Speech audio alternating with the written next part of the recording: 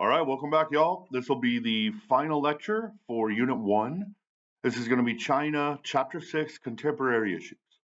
All right, so I'm just going to jump straight into Section 2, which is their population. They have about a 1.4, 1.5 billion population. India recently surpassed them as the number one on the planet, but they're a very close number two. You're talking about 20% or so of the world's population lives in China.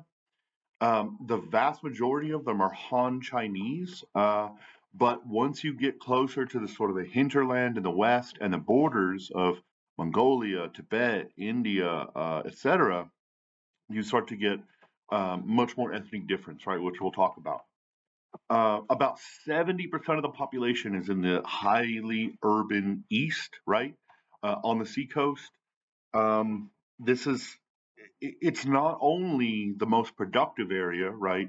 They get the most sort of benefits from government and from infrastructure as well. They tend to have better education. That's where the colleges are. Um, Now, one of the problems, though, is while it's highly uh, sought after to be urbanized, you actually have to have sort of a license called the Hokwo system. So if you're from the hinterland or if you're from a farm or a rural area, you have to get permission from the state to be able to move into China and be a citizen of one of those cities. And so, like, if you want to move into the urban areas, you can sort of live on the street there, but you're not going to get anything from the state. You're not going to get any benefits.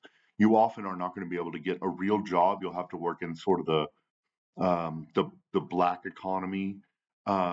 It can be really problematic, right? And you can't get access to hospitals. You can't get access to schools.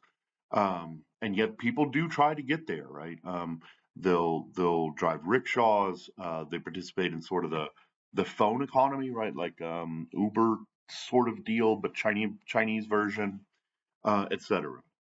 Now, some of the drawbacks of the cities are the incredible cramping, the incredible price of homes, which has actually crashed recently, very dramatically, and sort of there are maybe $1 trillion floating around in debt that just has no value. So that's going to be really problematic in the near future. China has sort of decided not to bail them out thus far, but we'll see how far that goes. They have extraordinary pollution, some of the worst on the planet in cities like Beijing, Shanghai, etc. Um, and a lot of this pollution is based on their economy being sort of first and second level factories, production, smelting facilities, rare earth mineral processing facilities. They even have people go out and buy like recycled electronics from all over the planet from dumps, um, and will send it all back to China for reprocessing. But these cause extraordinary pollution, and the only real like high level processing that the Chinese have is arguably computer technology, though they're not anywhere where we are on sort of AI yet. They're working on quantum computing, but it's not really where the West is either. Uh, let's see. They have pretty good healthcare industry and they have pretty good military stuff. So, but a lot of this is stolen technology, right? We'll talk about their problems with education, but a lot of it is just stolen technology. They haven't made too many massive innovations themselves to put Chinese products sort of on the market. They really wanted to push the EVs, but that has met with tariffs or outright bans from the West because they want to produce their own EV markets. So they're sort of playing protectionist politics at the moment. So because the Chinese are putting out like $3,000 to $6,000 EVs, they're pretty well made. And the West can't compete with those prices. So right now they're just like, well, we're not going to let you sell them to our citizens. So yeah, it'll be interesting to see what happens with that. Let's see. Yeah, as I was saying, as you approach the sort of northern and western borders, you get a whole lot of ethnicities, which the Han Chinese and the Communist Party often find troubling because they want assimilation and they don't necessarily have the best control over some of these areas, right? Because they're just so far from the center, or not even the center, the center of their state, which is the very far eastern coast. So you have Kazakhs and Tajiks, you've got Mongols and Tibetans. Tibet has real problems with China. They sort of declare that Tibet is its own country. China declares otherwise. Um, there are there are interesting things like China picked their own Dalai Lama recently, the Chinese Dalai Lama, whereas the Tibetans are like, bullshit, that's not the Dalai Lama, you can't do that. But um, so now they're like competing Dalai Lamas. It's a really weird thing politically and sort of culturally. So, and then of course you have the Uyghur situation where they are largely Islam or Muslim, and the Chinese, the Han Chinese and the Communist Party have basically rounded them up and put them in concentration camps, um, and are trying to force Han Chinese acculturation upon them through less than legal means, right? Through imprisonment, torture, slavery. There's been a lot of issues with abuse and rape, and so some of these problems with China, the UN has real serious problems with itself. Um, we should also finally, or not finally, but we should sort of mention the demographic cliff that China is approaching due to their one child policy. You have millions, I mean, maybe 100 million missing little girls from that generation because there was mass infanticide. The Chinese culture, um, man, how to say this nicely? They sort of laud men, not only because it's cultural, but also because men tend to be in their society the breadwinners and tend to have to raise the rest of the family, and especially the elderly parents of both himself and his wife. And so in China during the one child policy, where what is it called, sonograms are available, women would find out that they were pregnant with a woman and would abort the child, either as a family decision or her own decision or the decision of the husband. There were millions of little girls aborted. And so now, not only do young men have a very difficult time finding a wife, there are a lot of missing workers from their society, but also there's a huge bubble of elderly or senior citizens coming up that are not going to be able to work. And there's a huge hole in their workforce. And so they're going to have to figure out how to help these elderly survive when they don't have a young man to take care of them, and the state is becoming more and more broke, arguably as countries move their supply lines away from China. And so, yeah, the next 15 years are going to be dire for China if they don't change some things. And then finally, we have incredible levels of inequality, right? And these are not only inequality of money, which it is. It's one of the most unequal places on earth. It's like China, Brazil, the United States, like the top three fighting to be the most unequal. Um, but you also have really unequal education systems when you go, rich versus poor. You also have incredible inequalities in access to things like infrastructure, running water, electricity, um, social services, any of these sorts of things, right? So yeah, there's a lot of really big inequalities, monetarily and sort of rural urban divide. Section three is on education. China has a real awe for education and learning. Unfortunately, it there are some problems with their education system, right? So their state has always been incredibly meritocratic. You had to pass this incredibly rigorous exam and be one of the very top, like the top 0.5% in the entire nation, to be able to hire into sort of the government bureaucratic position, which was very valued in their society. Unfortunately, they sort of learned, um, I mean, what would you call it? They learned um, propaganda, right? Rather than rather than facts, or even sort of how to be skeptical or how to think outside the box, these sorts of things. So these were very state run exams, and they still are to this day. And there's a lot of propaganda mixed in there. And so if you don't study really great toward the propaganda, you're not going to pass the test, right? And so some of these people aren't necessarily the most intelligent, they just have the best scores and they fall in line with the party. And so they have some struggles with their education system, not only with sort of the rural versus urban divide that we talked about earlier, but also just with education in general, right? China's education is not exactly lauded as one of the best on earth. Usually, you go to places like the United States or some European countries, especially Western European, like France has a Sorbonne, or Oxford, those sorts of places in the UK, or Japan has some pretty great universities. And there are rising universities like Singapore and places like that. But China's not on that list. That's why most Chinese students who want a great education go abroad. And even that is being restricted pretty dramatically, given that many of them are arguably spies, or are under control of the CCP because their families are being sort of, I wouldn't even say held hostage, but threatened.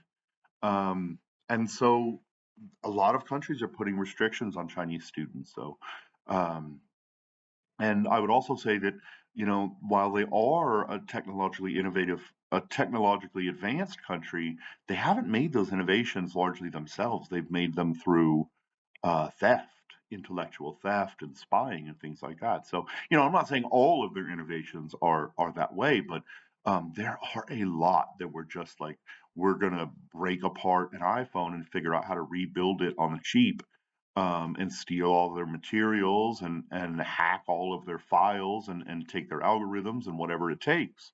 And so, that's been a real concern from the West. All right, section 4 is on economic policy.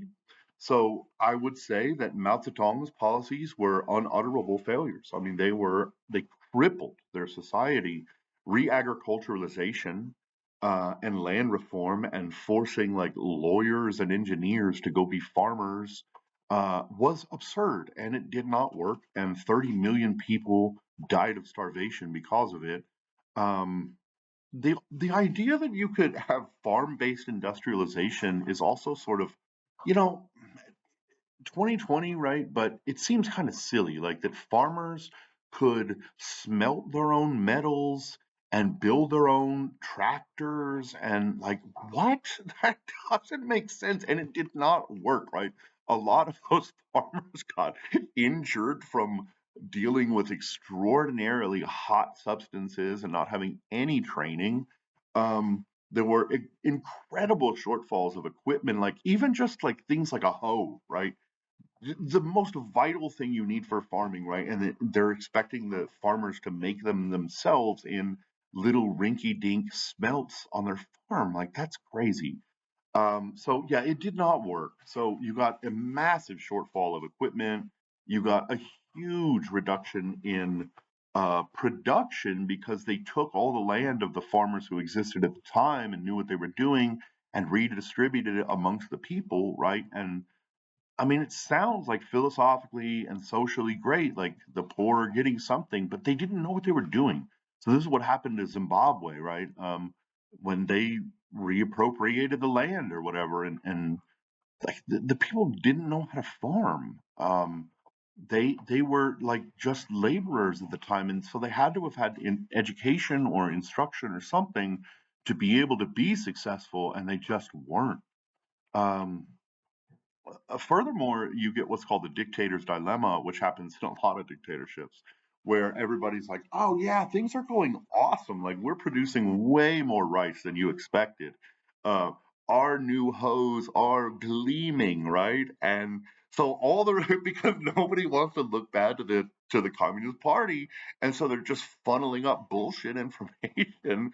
Somehow things are going great until he actually goes out into the land and sees the devastation that he hath wrought, So um, basically, every institution, I mean, basically, after the dictator's dilemma and after the complete failure of his agricultural policies and the mass starvation, the 1960s bring his cultural revolution, so called, right? Where you have to basically follow the little red book, and every institution in the society came under fire except the Red Guard, and sort of, which was filled with his like sycophantic, uh, college student age people who are just following him around, like sheepdog.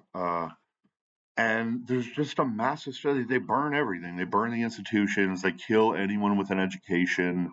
They burn all the books and like all their cultural heritage that had to do with Confucianism, etc. Like it was just a disaster. And then finally, Mao dies in '76. He's kind of been like set aside after the '60s, and his friend Zhou Enlai is basically running things. He dies in '76. And Deng Xiaoping sort of takes over because he's running the Communist Party at the time. And so we had seen the meeting between Nixon and Zhao Enlai in 1973, which sort of pointed towards things opening up. And then finally, they made it official in 1978 with Jimmy Carter and Deng Xiaoping, and the economy opens up towards sort of a more market-oriented economy, right? Because they had seen South Korea doing pretty well with their market-oriented economy. They saw Japan doing very well, and so finally Mao's out of the picture, and they're like, things have got to change, right? And so Jimmy Carter and Deng Xiaoping opened things up in '78. The economy, people don't really know what free enterprise is at the time. So there's a bit of a dip like in 1978, 1979, but things really start to boom in the '80s, especially because of entrepreneurship and all of the sort of you pay me fees to the party changed back toward taxation. And so things have been running in a sort of modern Western economic sense since 1978 or so, whereas their politics are still stuck in maybe fascism, yeah. Um, and then we've talked about the post-COVID economy, which is a real struggle for them. So I'll keep you updated on that as I read more in The Economist as the semester goes on.